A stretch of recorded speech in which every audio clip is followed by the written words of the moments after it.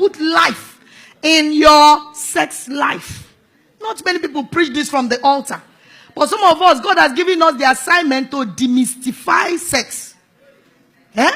Whatever is the mystery that makes pastors not to talk about it. And meanwhile, people are dying in their homes because that area is never scratched on the pulpit. God is a creator of sex. It's not a sin. He is a God that loves pleasure. It's not a joy killer. Genesis 38 from verse 8 to 10 tells me that God is interested in this matter. A man called Onan slept with his brother's wife in order to give seed to his brother who died without a child. That is their pattern those days. So after enjoying himself thoroughly with his brother's wife, when it was time to release so that the woman can have a baby, he came out and spilled it on the ground. The Bible says God saw it. It made him angry. He killed the man right on the spot and went ahead and put it in the Bible for us. That is to tell you that God is interested in that aspect of marital relationship. Some of you think it's something you do only when God is not looking, when the takes light. Let us do it quickly. Before God turns around to look at us, we have finished. No. Don't hurry. God knows you are doing it. It's part of the package for marriage. He intentionally gave it to you as pleasure for your marriage to enjoy.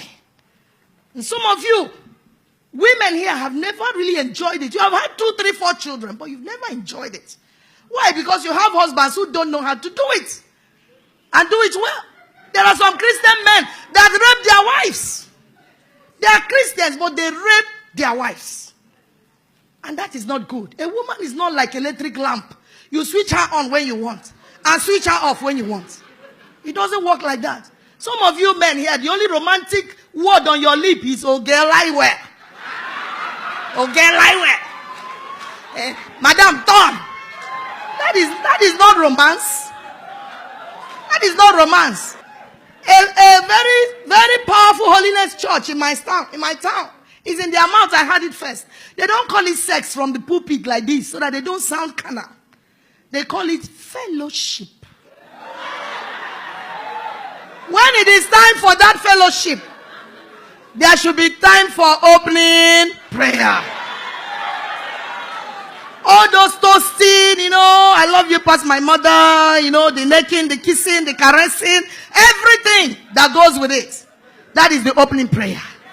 Then, of course, there should be time for praise and worship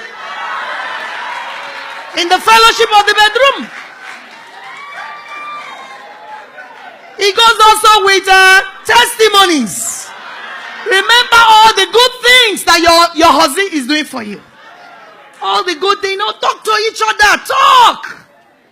Don't just do it as something you do in the dark. Everybody's mouth is sealed. And then you can't even look at each other's face. That's not how it should be done. It's a fellowship.